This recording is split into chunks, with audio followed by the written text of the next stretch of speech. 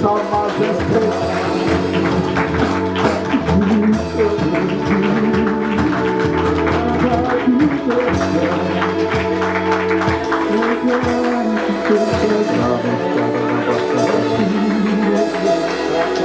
Alléluia.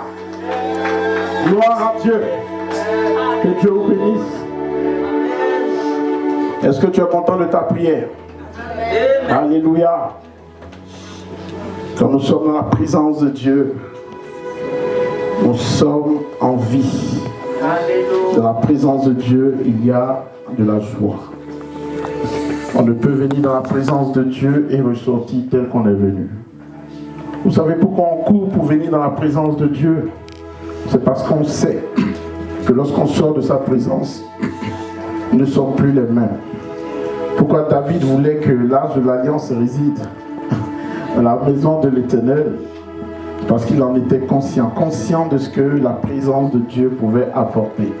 Alors je ne sais pas pour toi, mais je ne veux pas faire partie de celles et ceux qui abandonneront sa main. Parce que Jésus est trop bon et Jésus est trop doux. Dis Jésus est doux. Alléluia. Donc nous allons commencer le cheminement de ce matin. Et j'aimerais juste rappeler à celles et ceux qui m'écoutent que ce message que nous allons donner est juste une introduction à ce que nous allons déclarer tout au long de ce mois.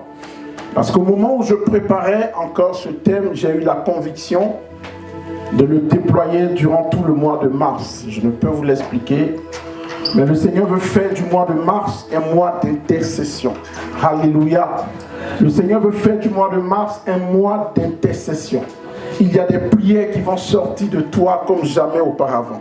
Il y a des prophéties qui vont sortir de toi comme jamais auparavant. Tu auras une dimension de prière que tu n'as pas encore connue. Tu vas rentrer dans une dimension de prière que tu n'as pas encore expérimentée parce que le ciel est ouvert et l'atmosphère est déjà disponible parce que Dieu veut appeler des hommes et des femmes qui se tiennent à la brèche et qui prient, et qui prient, et qui prient, et qui prient. Et j'ai reçu cette instruction durant tout le mois de mars. Et nous allons publier ce mois comme un mois d'intercession. Et tout ce qui se fera sera sous le sceau de cette révélation, de cette parole. Donc nous aurons un jeûne ce mois consacré à l'intercession. Nous aurons une veillée de prière le 21 mars consacrée à l'intercession. Et tous les dimanches de ce mois jusqu'au dernier, nous avons 5 dimanches. Nous allons parler de la puissance de l'intercession parce que Dieu veut nous faire entrer quelque part. Et Dieu veut te faire entrer quelque part. Parce que quand Dieu parle d'intercession, c'est parce qu'il veut faire sortir quelqu'un. Il veut faire sortir quelque chose. Dieu veut manifester quelque chose. Dieu veut publier quelque chose. Ah, alléluia. Gloire, gloire, gloire à Dieu. Alléluia. J'ai quelques questions préalables que j'aimerais te poser. Alors pour celles et ceux qui me suivent, nous sommes dans l'instruction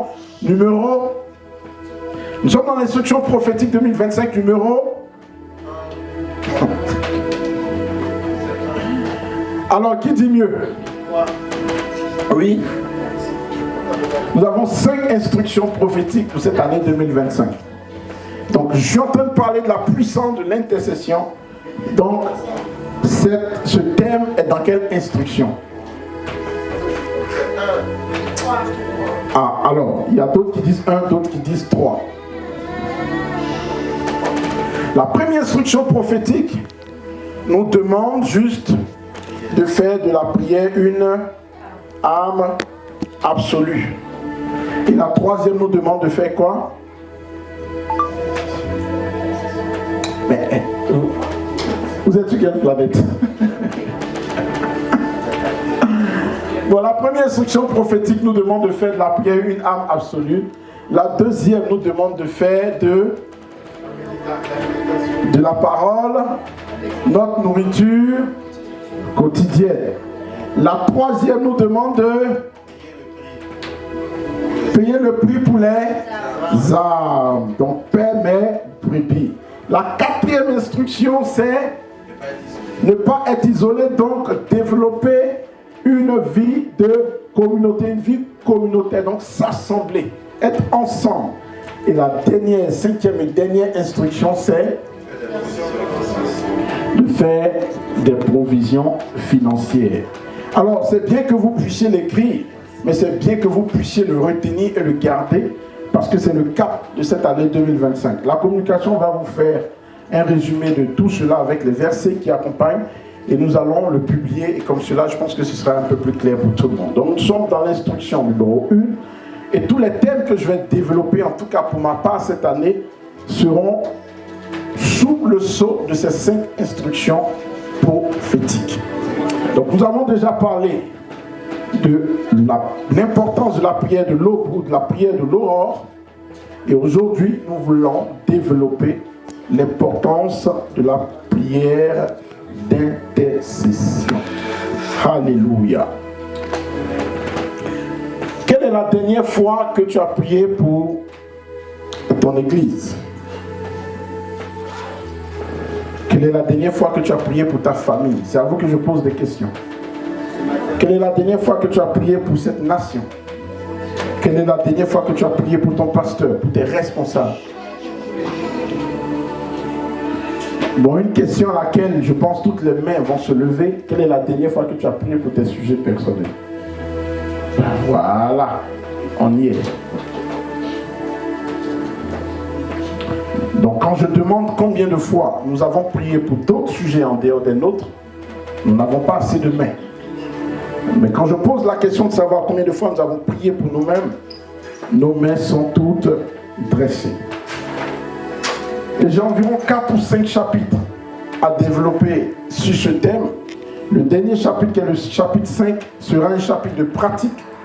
Et nous viendrons le dernier dimanche, pas pour parler de l'intercession, mais pour conduire un temps d'intercession pendant l'heure où je serai sur la chaire. Nous allons conduire une heure d'intercession intense, mais il faille que je pose les bases de l'enseignement pour que nous comprenions l'importance de l'intercession.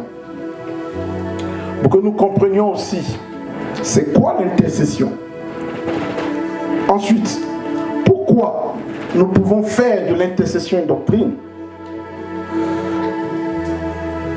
Et pourquoi l'intercession est puissante. Pourquoi nous parlons de la puissance de l'intercession? Après, je développerai comment intercéder efficacement.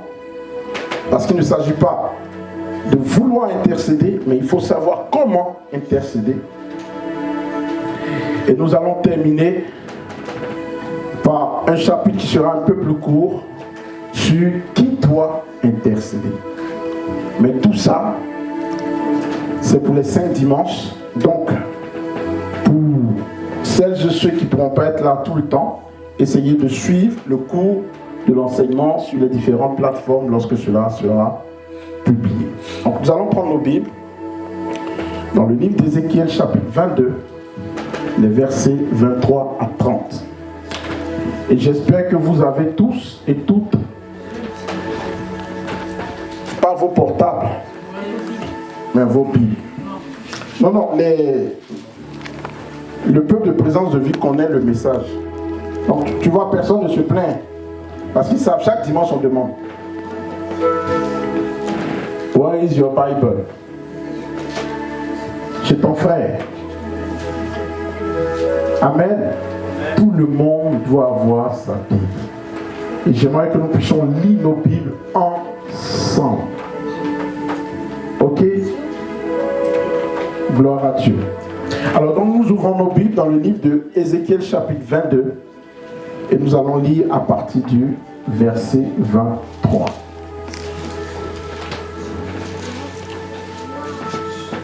Qui veut être un intercesseur? Bon, il y a d'autres mecs qui ne sont pas levés, mais c'est normal. Parce que je pense qu'il faut qu'on réponde d'abord à la question, c'est quoi l'intercession avant de vouloir lever la main.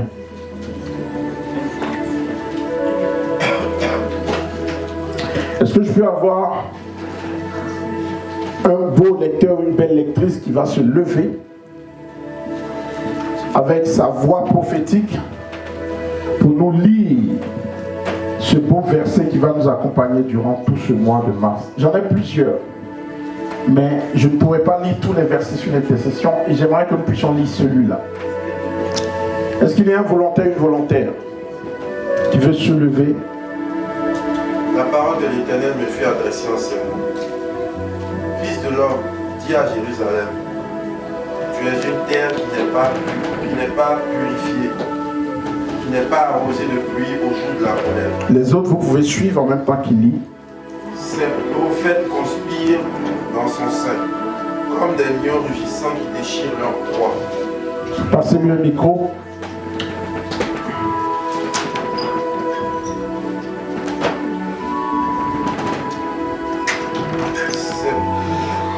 Alléluia. Ces prophètes conspirent dans son sein, comme des lions rugissants qui déchirent leur proie. Ils dévorent les âmes, ils s'emparent des richesses et des choses précieuses. Ils multiplient les veuves au milieu d'elles. Ces sacrificateurs violent ma loi et profanent mes sanctuaires. Ils ne distinguent pas ce qui est saint de ce qui est profane. Ils ne font pas connaître la différence entre ce qui est impur et ce qui est pur. Ils détournent les yeux de mes sabbats et je suis profané au milieu d'eux. Ces chefs sont dans son sein comme des loups qui déchirent leur proie. Ils répandent le sang, perdent les âmes pour assouvir leur cupidité. Et ces prophètes ont pour eux des enduits de plâtre, de vaines visions, des oracles menteurs. Ils disent, ainsi parle le Seigneur, l'Éternel, et l'Éternel ne leur a point parlé. Le peuple du pays se livre à la violence, commet des rapides, opprime le malheureux et l'indigent, foule l'étranger contre toute justice. Maintenant, verset 30, très important pour tout le monde. Je cherche parmi eux un homme qui élève un mur. Je cherche parmi eux un homme qui élève un mur. Qui se tienne à la brèche devant moi, en faveur du pays. En faveur du pays. Afin que je ne détruise point, je ne détruise pas, mais je n'en trouve. Mais je n'en trouve point. Qui parle? Qui parle? C'est l'Éternel qui parle. Alléluia. Donc quand nous lisons le chapitre d'Ézéchiel, chapitre 22, à partir du verset même premier jusqu'au verset 30, on voit que le Seigneur pointe du doigt une vie qui n'est pas conforme à ses lois, à ses principes. Il va même indexer ses serviteurs. Dans le verset 25, il parle de ses prophètes. Verset 26, il parle de ses sacrificateurs. Verset 27, il parle des chefs, ceux qui sont élevés en autorité. Verset 29, il vient parler du peuple. Et au verset 30, il dit, mais je cherche une personne au milieu de tout ce peuple qui va se distinguer, qui va se tenir à la brèche. La brèche, c'est là où il y a l'ouverture. La brèche, c'est là où il y a la fissure. La brèche, c'est là où il y a la cassure. Je cherche un homme qui va se tenir là où il y a le problème, et qui va se présenter devant moi en faveur de ce pays, en faveur de cette famille, en faveur de cette nation, en faveur de cette situation. Je cherche un homme ou une femme qui va se tenir là où ça ne va pas, afin que la destruction, le jugement, le poids du péché ne retombe pas sur cette famille, sur cette personne, sur cette nation. Mais il dit, je n'en trouve point. Il n'y a personne.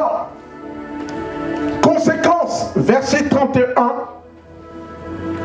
il dit, je répandrai ma fureur et je les consumerai par le feu et je ferai retomber leurs œuvres sur leur tête, dit le Seigneur, l'Éternel. Waouh! C'est bizarre ce passage, n'est-ce pas?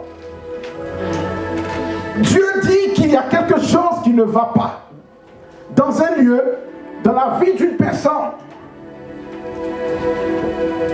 Et quand les choses ne sont pas bonnes, il y a des conséquences à toutes les actions que nous faisons. Mais Dieu dit que je cherche une personne qui va se tenir là. Et qui va plaider, qui va parler, qui va supplier, qui va s'incliner, qui va jeûner, qui va se mettre à genoux, qui va prier pour que le malheur n'atteigne pas cette personne. la douleur ne vienne pas dans cette nation, pour que les larmes ne se reposent pas dans cet endroit. Mais il dit, je ne trouve pas. Et parce que je ne trouve pas, la situation que je ne veux pas se manifestera. Les conséquences que je ne souhaite pas se déposeront. Wow. Donc nous vivons, nous voyons certaines situations qui se passent, qui se déroulent, qui se manifestent, tout simplement parce que non, une femme n'a pas eu la capacité de se tenir à la brèche pour parler, plaider devant Dieu. Est-ce que tu me suis ce matin? C'est l'Éternel qui parle. Et j'ai eu un songe, une nuit où le Seigneur me présentait une situation que je n'évoquerai pas ce matin, mais elle n'était pas favorable. Et je me lève et dans la compréhension de cette vision,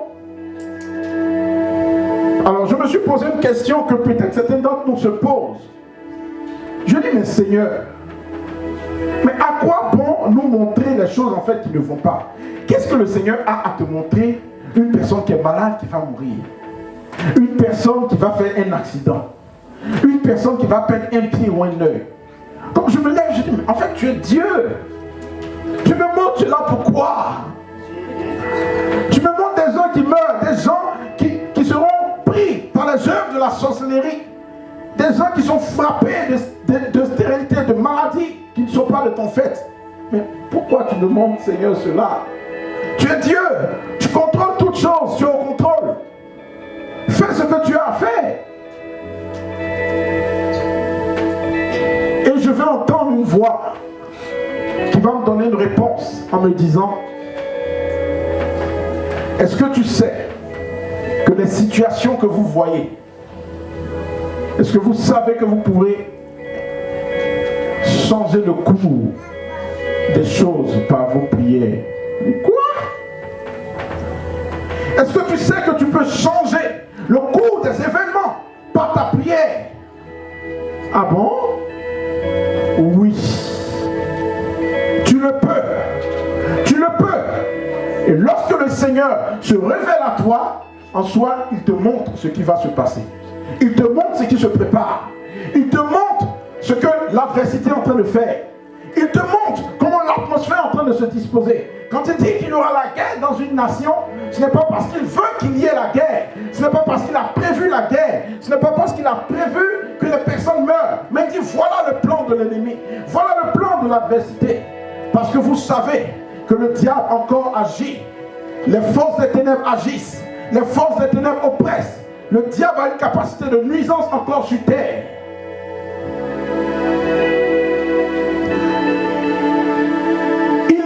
Il vous ouvre les yeux, il nous ouvre les yeux pour que nous voyions ce qui se passe dans nos familles. Les adorations qui ont été faites, les conséquences, les réclamations.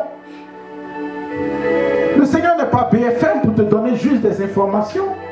Il ne s'ennuie pas pour te partager des informations. Et quand le Seigneur t'ouvre les yeux, ce n'est pas seulement des informations qu'il te donne, mais il est en train de te dire, voici ce qui se prépare. Mais tu peux changer le cours des choses. Tu peux changer le cours des choses. Parce que ce qui est logique, c'est que si Dieu nous montre une situation qui n'est pas favorable, c'est parce qu'elle peut encore changer. C'est parce qu'elle peut encore changer. Dis, c'est parce qu'elle peut encore changer. Si Dieu me montre une situation qui n'est pas favorable, c'est parce qu'elle peut encore changer. C'est parce qu'elle doit changer. Si Dieu me donne une vision pour des personnes qui se meurent, pour des personnes qui sont affligées, oppressées, malades, des personnes qui ont besoin de délivrance, de restauration, au lieu de prendre mon téléphone et de dire aux gens, mais c'est bien fait pour elle, c'est bien fait pour lui, voici ce qu'il attend. Ce n'est pas de ce ministère de critique, de calomnie que Dieu, c'est pas cela que Dieu nous appelle. Dieu, lorsqu'il nous donne des informations, lorsqu'il nous ouvre les yeux, lorsqu'il nous partage sa vision, c'est pour qu'une personne, une femme, se tienne à la brèche et dise, Seigneur, si tu m'as montré, c'est parce que j'ai une action à faire. J'ai quelque chose à faire. Tu as ta part dans tout ce que le Seigneur te montre. Quand le Seigneur passe par toi et qu'il n'est pas passé par le frère, la soeur, pourquoi le Seigneur passe par toi? Et t'as-tu posé la question de savoir pourquoi le Seigneur me communique une telle information? Pourquoi le Seigneur va venir, avant d'aller détruire Sodome et Gomorrhe, venir dire, je ne peux pas faire cette action sans communiquer ma volonté à Abraham. Sans parler à Abraham. Abraham est qui? Abraham a quoi? Abraham a quelle relation avec Dieu? Et Abraham a quel intérêt dans ce lieu? Abraham connaît quelqu'un qui s'appelle Lot. Il connaît quelqu'un qui a ses proches dans ce lieu. Et Abraham était loin de Dieu. Abraham était sacrificateur comme toi, comme moi. Alors, Dieu dit, il y a quelque chose qui ne va pas dans ce territoire. Mais je viens d'abord informer une personne qui a la capacité de se lever pour que le cours des choses change. Alléluia. Amen. Que fais-tu des informations que Dieu te donne? Que fais-tu des révélations que Dieu te donne? Combien de fois Dieu ne nous a pas montré des personnes qui allaient traverser des situations difficiles? Nous les avons notées dans nos calepins, dans nos carnets. Nous avons fait des sujets de causerie ou de bavardage. Et lorsque l'action est arrivée, ah, mais Dieu m'avait parlé il y a 1 an. Dieu m'avait parlé il y a 2 ans. Répondons-nous pour toutes ces actions que nous n'avons pas pu poser. Parce que des personnes meurent. Des personnes ne sont pas sauvées. Des personnes ne sont pas restaurées. Parce que toi et moi, nous ne sommes pas levés et nous n'avons pas pris nos responsabilités dans cette histoire. Nous avons dit que tout est de la volonté de Dieu. Tout n'est pas de la volonté de Dieu. Tout ce qui se passe sur terre n'est pas tout ce que le Seigneur veut. Parce que les hommes, les forces des ténèbres interagissent et agissent aussi dans la vie des hommes et des femmes. Lorsqu'il dit la prière du Notre Père, il dit lorsque vous priez, dites que ton règne vienne, que ta volonté soit faite sur la terre comme au ciel. Dieu a une volonté sur terre. Mais est-ce que vous savez que cette volonté passe par toi, passe par moi? Est-ce que tu sais que Dieu ne travaille pas sur terre sans passer par un homme? Ah, tu ne m'as pas entendu. Amen. Tu ne m'as pas entendu. Est-ce que tu sais que Dieu ne peut rien faire sur la terre? Je vais te choquer. Est-ce que tu sais que Dieu ne peut rien faire sur la terre sans passer par un? Amen.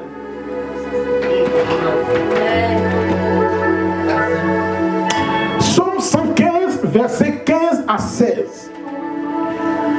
La Bible dit, soyez bénis par l'Éternel. Nous sommes dans les introductions, donc soyez bénis par l'Éternel, je prends la version Semeur, qui a fait le ciel et la terre. Et il dit le ciel, point d'interrogation, il appartient à l'Éternel. Quant à la terre, il l'a donné aux hommes. Alléluia. Gloire à Dieu. Parfois Dieu agit seul, sans nous donner la moindre explication.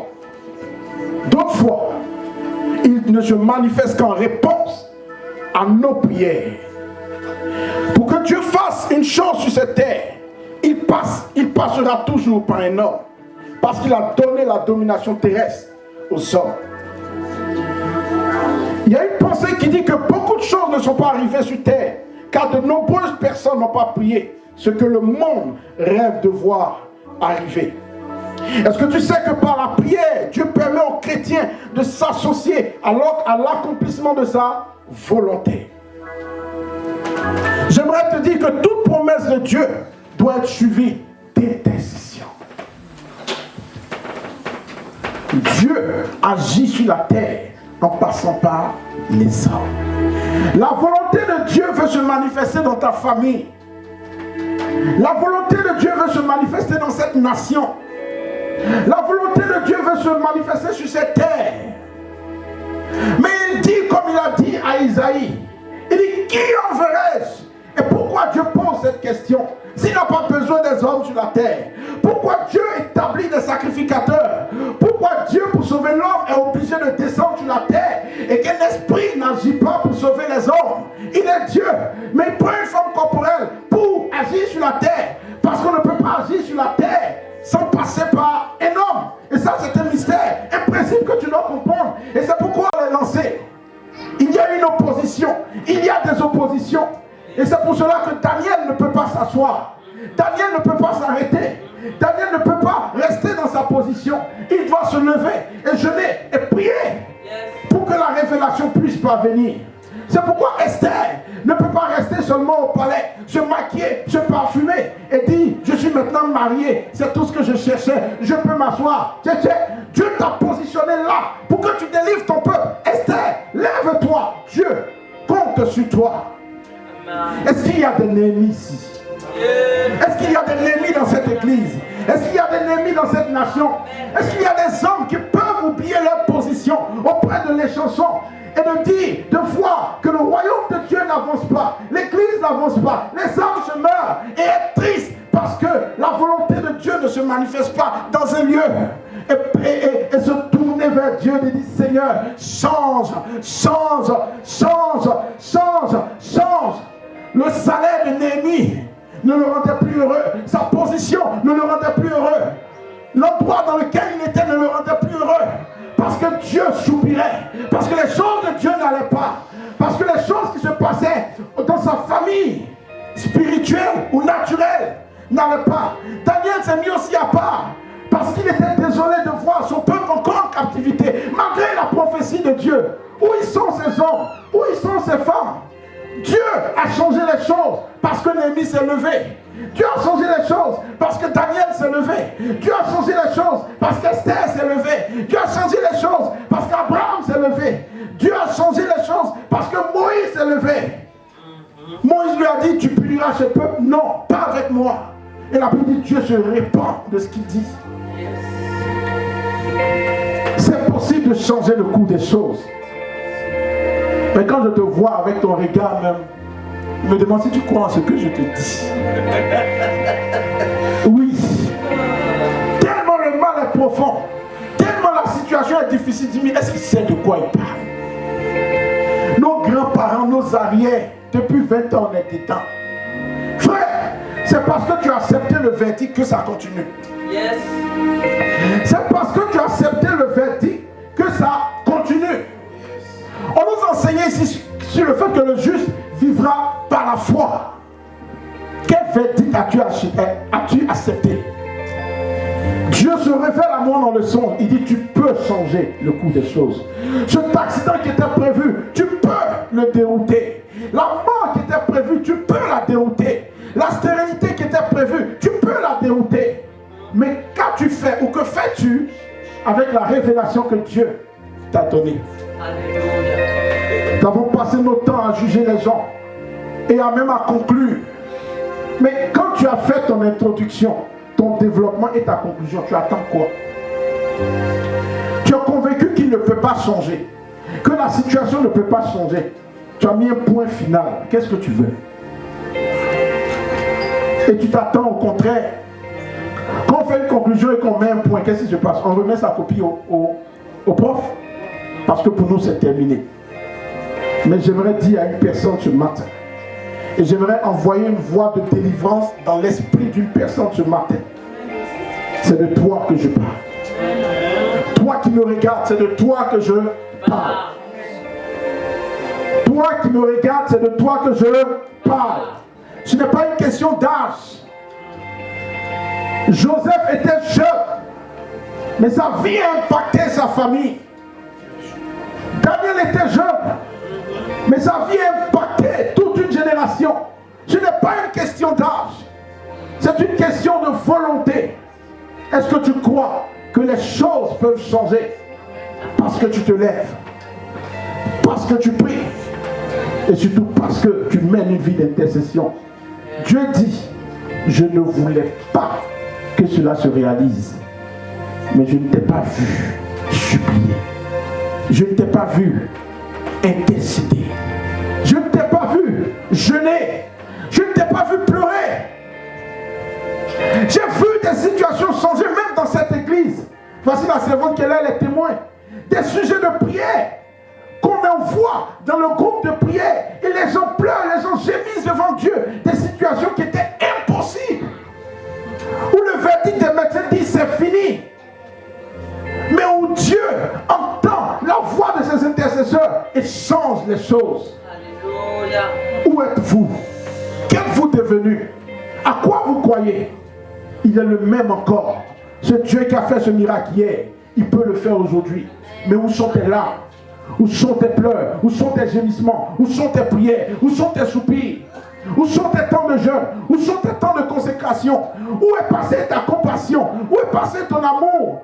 Où est passé le cri envers ces personnes dans tes entrailles? Parce que maintenant tu penses à toi. Tu penses à ce que tu n'as pas. Tu penses à ce que Dieu doit te donner. Et l'égoïsme spirituel est rentré dans le monde, dans l'église. Et aujourd'hui, nous n'avons que nos sujets. Nos sujets. Mon mariage, ma maison, mon travail, ma voiture. C'est bon. Mais Dieu cherche des personnes qui vont se tenir à la brèche là où ça ne va pas. Pour que les situations changent. C'est de cela que Dieu a besoin. C'est de ces personnes que Dieu a besoin. Et dans la fin des temps, Dieu veut susciter une armée d'intercesseurs. Des hommes et des femmes qui se lèvent pour que sa volonté se manifeste. Est-ce que tu le crois? Mais est-ce que tu veux faire partie de cette armée?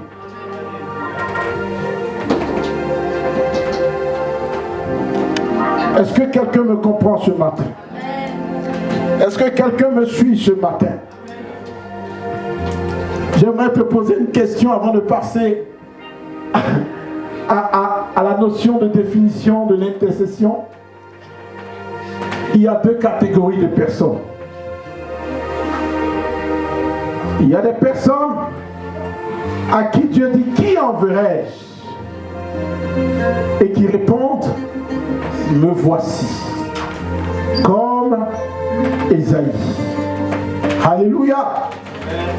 Et il y a des personnes à qui Dieu dit, va crier contre Ninive pour qu'elle puisse se repentir et changer et ne pas être sous le châtiment de Dieu. Et qui disent, je n'irai pas à Ninive, j'irai à Tarsis.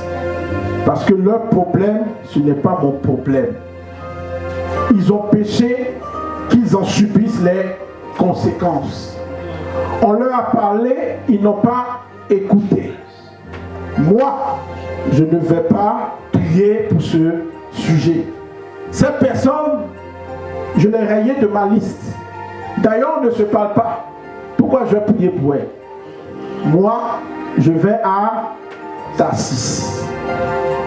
Tu fais partie de quel groupe? Question. Isaïe ou Jonas? Les gens de la gauche disent que c'est eux, Isaïe, et c'est vous, Jonas. Les gens de la gauche, de la droite disent que c'est eux, Jonas. Les gens de la gauche disent que c'est eux, Isaïe. Alléluia. Cette question nous est posée ce matin.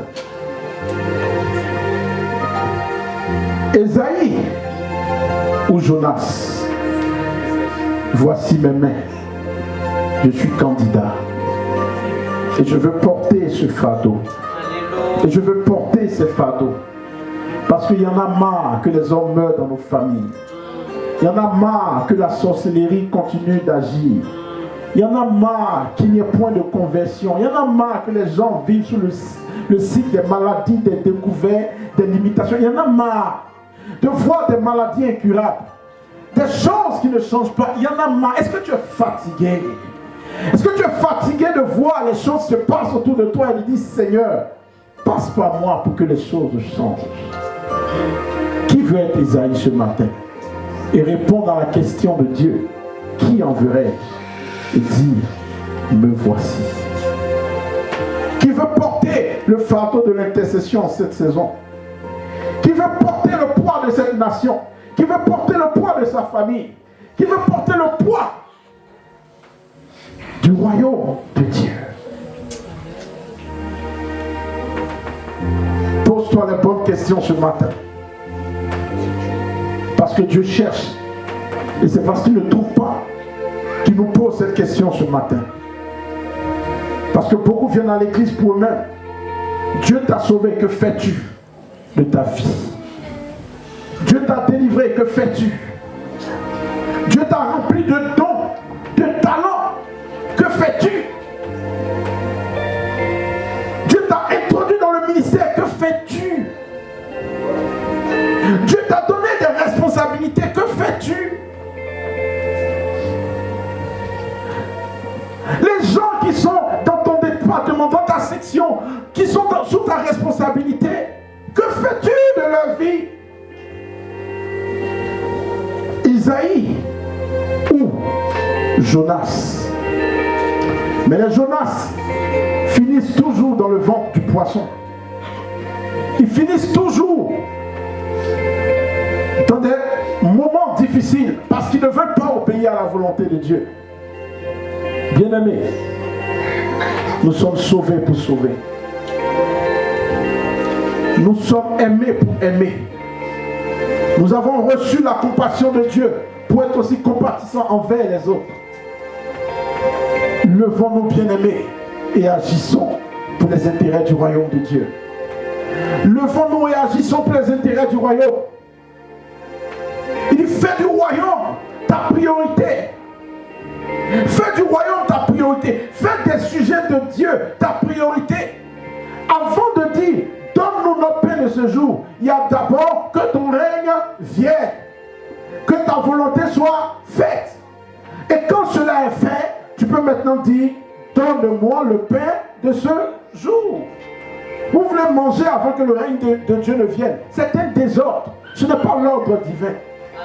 Revenez d'abord à un cœur d'adorateur. Revenez d'abord à une vie d'intercesseur. Dites d'abord, Seigneur, que ta volonté se fasse.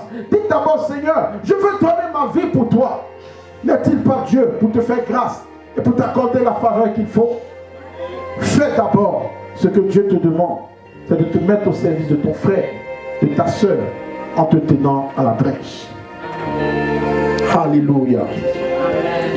Est-ce que ce que j'ai dit ce matin t'emmène à prendre une position? Jonas ou Esaïe? Parle à ton voisin qui est en train de somnoler. Dis, c'est toi Jonas. Vraiment, toi tu as le visage de Jonas ce matin, hein? Jonas ou Esaïe? Alléluia. Le coup prophétique, vous avez le droit, hein? Même s'il y a une chaise au milieu de vous, demande s'il est Jonas ou Esaïe, ou c'est lui qui a mis la chaise au milieu. Alléluia, on acclame le Seigneur. J'aimerais juste terminer par donner une définition de l'intercession. J'avais vraiment à cœur de bousculer tout le monde par les premiers, ces 30 minutes que j'ai partagées avec vous. J'ai juste reçu ce fardeau de bousculer un peu tout le monde, de préparer le terrain. Parce que Dieu attend que nous puissions comprendre qu'il passe par nous pour que sa volonté s'accomplisse. Maintenant, je ne peux pas vous laisser sans présenter tout simplement c'est quoi l'intercession. Parce que beaucoup me disent, oui, je veux être Jonas. Alors c'est quoi l'intercession? Tout simplement, c'est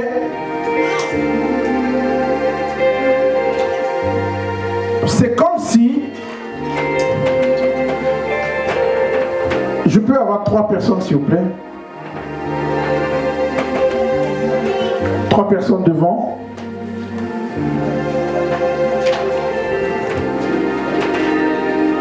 Voilà, comme toi tu étais la première à venir, tu représentes la divinité ce matin.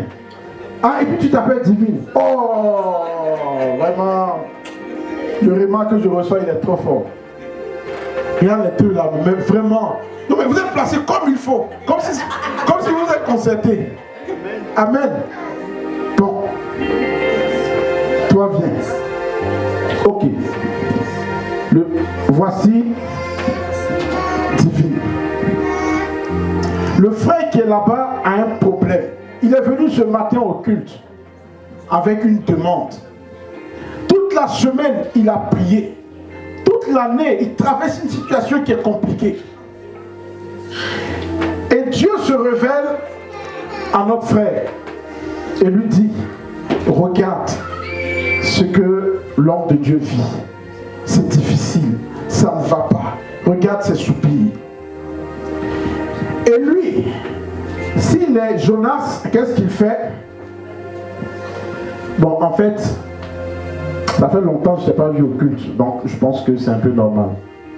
Et il part, il va s'asseoir. Il n'a pas intercédé, il n'a pas tenu compte de l'information qu'il a reçue. Mais l'intercesseur, c'est celui qui va se placer entre. Il a reçu l'information, il va maintenant vers Dieu. Père, le frère que voici ne peut pas vivre la situation qu'il est en train de vivre. Tu as promis guérison, tu as promis restauration. Ta parole dit, comme Moïse a dit, tu vas les punir. Mais que diront les Égyptiens? Que tu nous as fait sortir de l'Égypte pour nous punir. Mais que penseront-ils de toi? Tu es un Dieu juste, tu es un Dieu bon, tu es un Dieu compatissant. Regarde sa vie, regarde son adoration, regarde sa consécration. Seigneur, fais grâce. Seigneur, étends ta main. Seigneur, je t'en supplie que cette maladie, que cette oppression, que cette difficulté ne se manifeste pas dans la vie de ton serviteur. Seigneur, étends ta main, restaure-le, étends ta main, délivre-le, étends ta main, amène tes anges autour de lui pour le fortifier. Et parce que tu as porté le sujet, le Seigneur dit, j'ai entendu la voix de mon peuple qui a crié à moi. Et parce que j'ai entendu, je viens maintenant apporter la délivrance qu'il faut à mon serviteur. L'intercesseur, c'est lui. Il va se placer entre Dieu et la situation en question pour rappeler à Dieu les promesses de Dieu. Il va se tenir à la brèche. Il va être là où il y a des problèmes. Il va même s'imprégner du problème comme si c'était son problème. Et dit, Seigneur, la souffrance ne peut pas continuer ainsi. Fais quelque chose. Comme Abraham a fait. Tu as l'information. Et parce que tu as l'information, tu ne peux pas supporter que les conséquences arrivent. Et tu vas aller plaider vers Dieu. C'est cela l'intercession. Donc lui, dans tout ce que je viens d'expliquer, est-ce qu'il a prié pour sa vie? Est-ce qu'il a prié pour ses sujets? Il s'est oublié. Il s'est oublié. Il est sorti de l'équation. Il a tout simplement porté le problème de Gédéon au Seigneur. Il attrape sa main dans la prière. Il dit, allons vers le Père. Je vais prier pour toi. C'est ça l'intercesseur. Il s'oublie. Il oublie sa vie. Il oublie que lui-même, peut-être souvent, vit les mêmes situations. Mais il va aller plaider devant Dieu. Parce que Dieu a besoin. Dieu veut te sauver. Dieu veut te délivrer. Mais il y a des situations pour lesquelles il a besoin qu'un homme prie. Qu'un homme parle. Parce que peut-être que Kevin a une relation particulière avec Dieu. Pourquoi Dieu peut écouter Abraham? Parce qu'il est sensible à ce qu'Abraham dit. Quand Dieu vous positionne quelque part, ne pensez pas que votre position est neutre. Vous avez une place de choix auprès de Dieu. Dans ta famille, dans la famille, c'est peut-être lui qui a été sauvé. Mais Dieu veut l'utiliser pour emmener tous les autres au salut. Qu'est-ce qu'il va faire tous les jours devant Dieu? Seigneur, je ne veux pas être le seul à être sauvé. Je ne veux pas être le seul à venir à l'église. Je ne veux pas être le seul à te connaître. Prends ma soeur, prends mon père, prends cette situation tous les jours.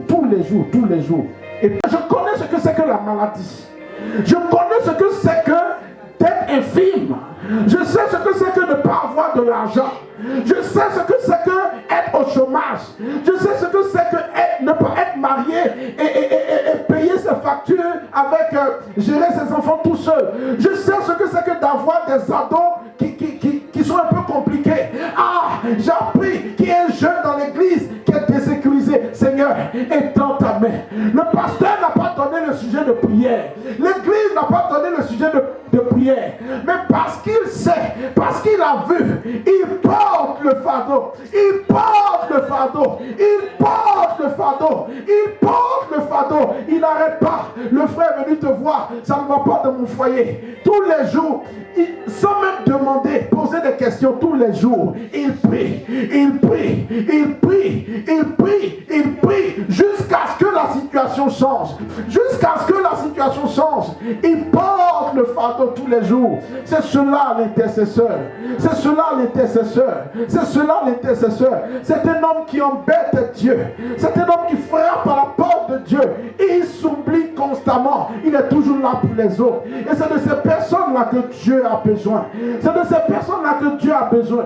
Vous voulez les dons, vous voulez les dons de puissance, vous voulez toutes ces choses-là. Commencez d'abord à être des intercesseurs. Parce que la fidélité dans les petites choses vous accordera de grandes choses. Quand Dieu voit le cœur d'une personne qui s'oublie et qui se met à la presse pour les autres, Dieu ne peut que porter ces personnes. Dieu ne peut que soutenir ces personnes. Dieu ne peut que protéger ces personnes. Parce qu'il dit que si Kevin est toujours vivant, je sais que cet homme ne mourra pas. Je sais que cette situation changera. Parce que quel intérêt ai-je à ne pas protéger ce point de Dieu? Parce que je sais que je peux compter sur lui pour agir.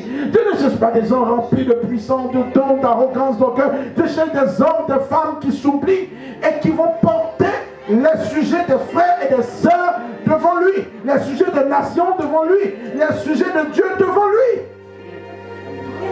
Et c'est de ça que Dieu a besoin. Et c'est cette catégorie qu'on ne voit plus dans la présence de Dieu. Et c'est ces enseignements qu'on ne donne plus parce qu'on nous enseigne maintenant à posséder toujours plus et à se comparer même dans ce que les autres ont et dans ce que les gens n'ont pas. Alors que la véritable religion, c'est quoi? C'est de donner sa vie pour les autres. Et Christ est mort. Il a donné sa vie. Il veut que nous soyons des exemples. Il dit, qui veut être le plus grand? Qu'il soit au service des autres. Qui veut être le plus grand? Qu'il se mette en dessous de tout le monde. Il dit, vous êtes des serviteurs. C'est se mettre au service de l'autre. Et comprendre la chrétienté comme cela apporte une délivrance dans tout ce que nous faisons. Parce que nous comprenons qu'on nous appelle serviteurs. C'est parce que nous sommes au service des autres. Nous devons porter un soin, accompagner, bien-aimé. C'est cela l'intercesseur. Une personne qui s'oublie. Et c'est ce que la Bible dit dans Ézéchiel chapitre 22 verset 30. Je cherche un homme qui lève un mur. Qui lève un mur. Qui se tient à la brèche, là où il y a le problème. Et qui prie. Qui se tient devant moi et qui prie pour le peuple. C'est ça. Pour que la destruction n'arrive pas. Que Dieu obéisse.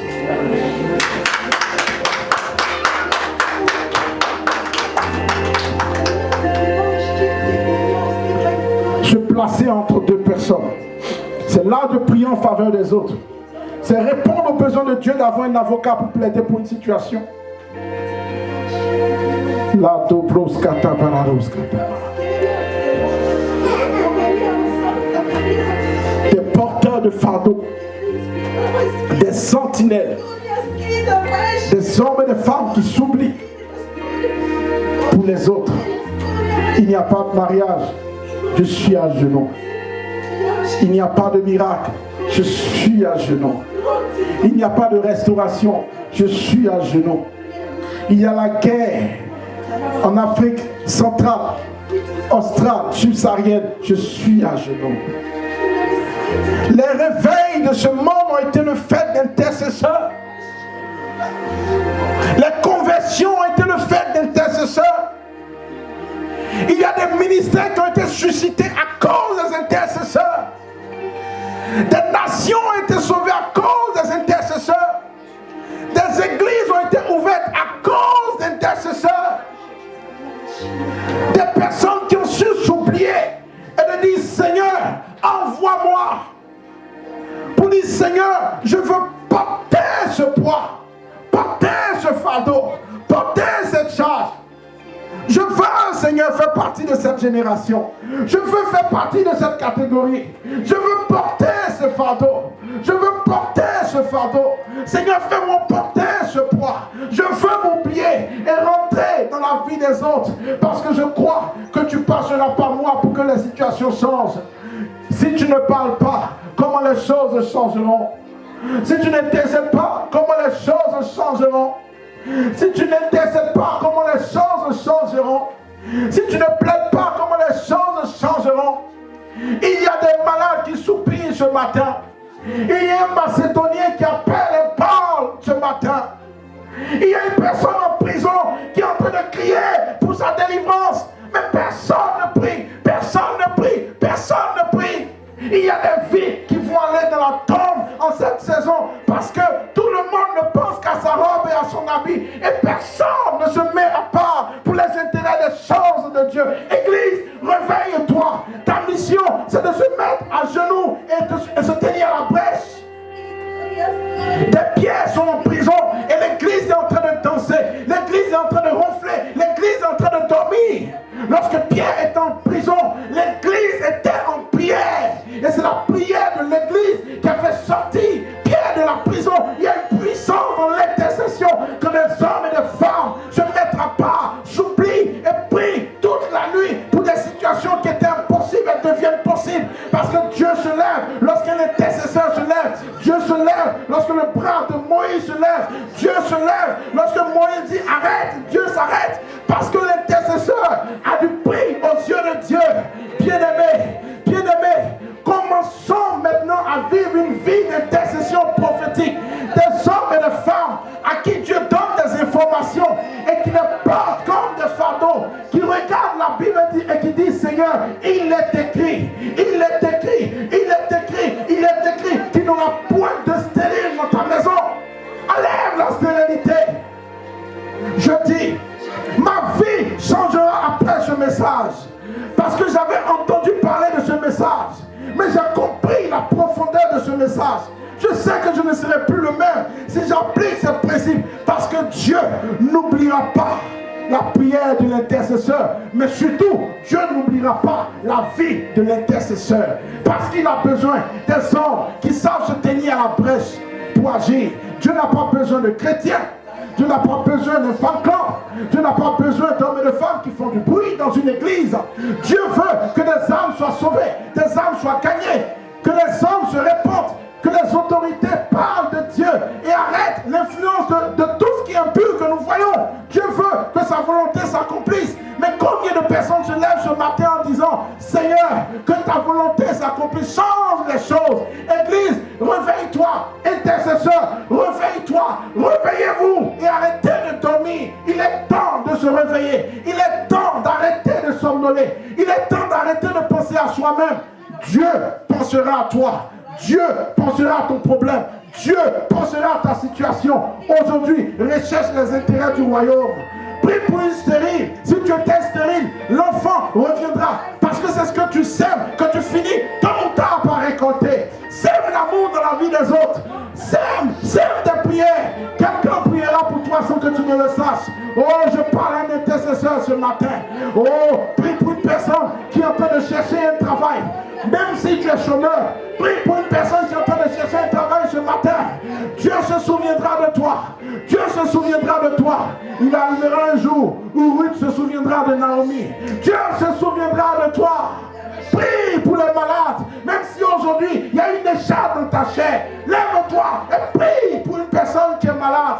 Dieu te fera grâce.